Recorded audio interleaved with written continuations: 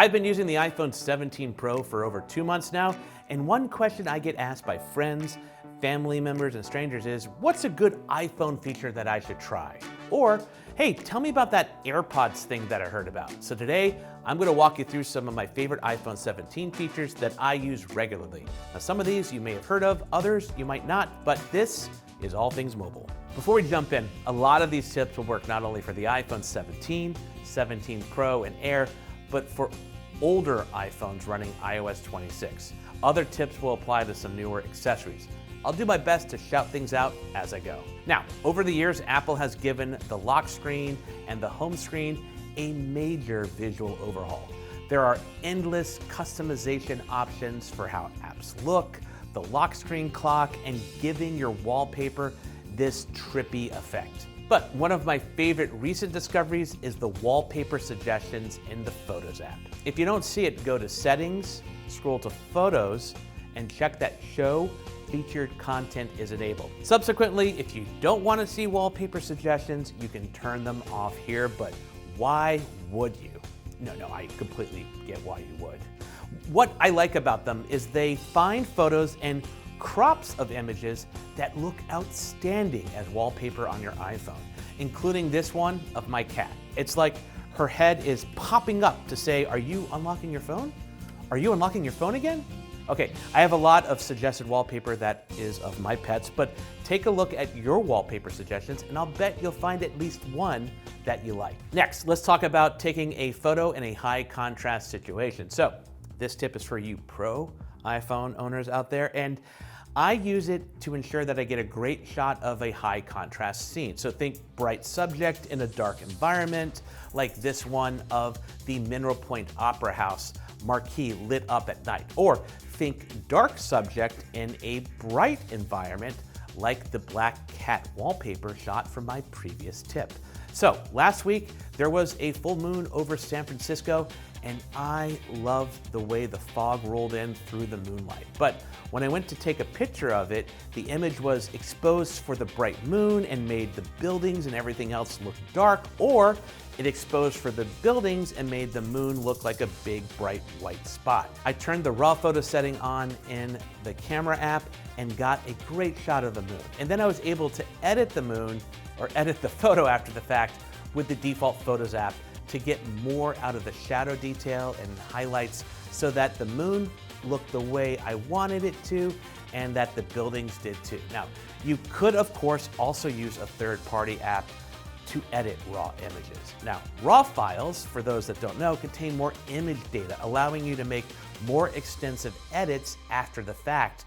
I don't take raw images all of the time because the file sizes are ginormous. But if you want to try this out, you first need to go turn on the raw files master switch. So go to Settings, then go to the camera menu, select Formats, and turn Pro, Raw, and Resolution Control. I use JPEG lossless for the Pro RAW format. Now, once enabled, open the camera app. On the top left side in iOS 26 is a button that says JPEG, HEIF, or RAW. Tap on it to see controls for format and resolution. Raw images can be captured at 48 megapixels on the iPhone 17 Pro. And depending on your camera settings in the Preserve Settings menu, the toggle will go back to JPEG or HEIF as the default unless you have Pro RAW and resolution control enabled.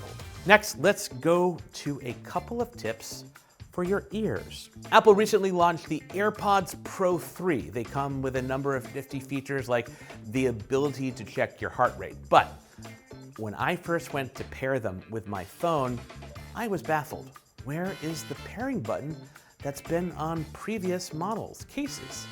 Just me? Probably not. So, to pair the AirPods Pro 3, you keep them in the case and open the lid, and they should automatically pair to your Apple device. But if you're trying to pair it to an Apple device that maybe doesn't have the same iCloud account as yours, like my work computer, or a non-Apple device, you need to open the lid and then double tap the case to enter pairing mode. But that's not the only AirPods tip I have for you. Pun unintended. So, are you someone who listens to music, a podcast, or white noise to fall asleep? If so, you can set it up so that your AirPods pause whatever you're listening to when you fall asleep. To turn this on, you have to have your AirPods in their case and bring it next to your iPhone, and then open the lid. Now, go to Settings and tap on the name of your AirPods. Next, scroll down to Pause Media when falling asleep and turn that setting on. This tip and setting is part of iOS 26 and works with these supported AirPods. Also, if you haven't explored your AirPods settings menu before, you can access a number of cool and nifty features like head gestures, live translation, and camera remote. Next, let's talk about some invisible conveniences. This isn't a new feature, but one a lot of people don't know about. Your iPhone has an invisible button on the back. It's customizable and can do a lot of things, such as opening apps, turning the flashlight on, or, as I use it, to show the control center or hide it. To set it up, you gotta open up your Settings app, go to Accessibility, select Touch, and then scroll down and tap Back Tap. You can set up multiple actions, one triggered by a double tap and another for a triple tap. Why can't the action button have these multiple settings? So, as you can see, Back Tap has many actions that it can perform. I have it set for Control Center, so now when I want to open the Control Center, especially when I'm holding the phone with one hand, I can double tap on the back and it appears. And if I double tap again, it goes away. Also notice that there's a tiny dynamic island banner that pops up to explain what's happening. You can turn this off in the Back Tap settings menu as well. So my last tip has to do with a new iPhone accessory. We've seen phone straps from other phone makers like Motorola for its Razr and third-party options, but now Apple's getting into the cross body strap game by launching its first ever cross body strap for the iPhone this year. In fact, the strap costs $60. I'm gonna pause for your reaction. But there's a lot more tech going on it than just simply a fabric strap that costs a lot of money. This strap is lined with magnets to keep the two pieces together when you're wearing it, and also to keep it from, well, readjusting the length accidentally. But here's something the other iPhone reviewers won't tell you. This strap has uses beyond attaching it to an iPhone. I've had friends who bought the cross body strap to use as a camera strap. I've seen stories online of people also using the cross body strap to hold passes or IDs for amusement parks or conventions. The other nice thing about the cross body strap is that it's long, so if you're a bigger person like me, you can still have enough strap fabric to go around your body and keep your phone or camera at hip level.